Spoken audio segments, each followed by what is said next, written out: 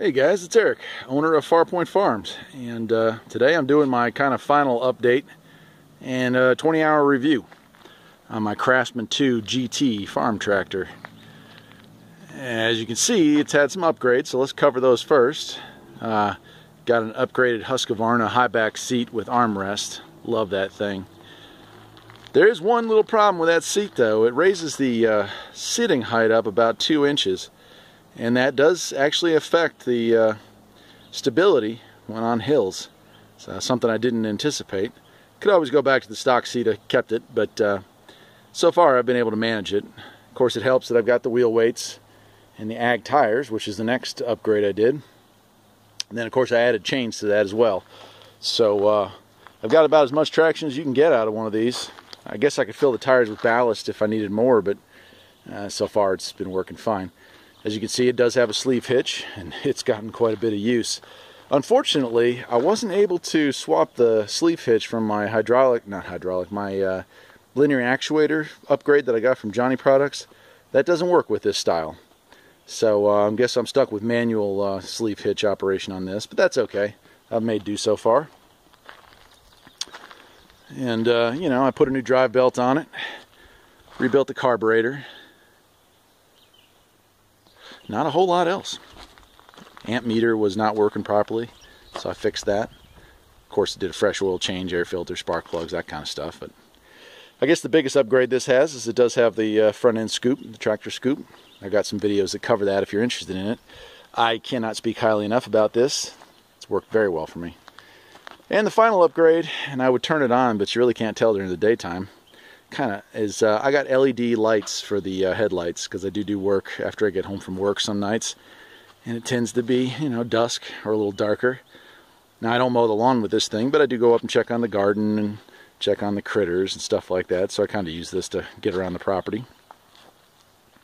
Overall, I'm happy with it. You know, I paid $40 for it, paid another $100 for the tires, another $30 for the chains, and another, I think it was $60 for the wheel weights.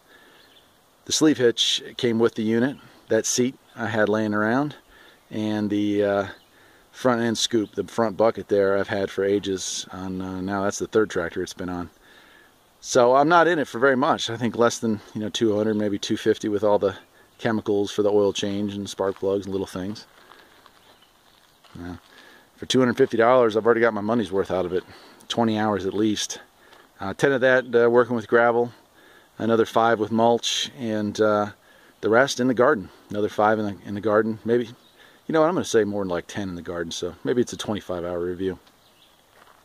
I'm very pleased for a very inexpensive used tractor, what you can get out there if you hold on to Craigslist apps, you know, and just kind of keep an eye on the market.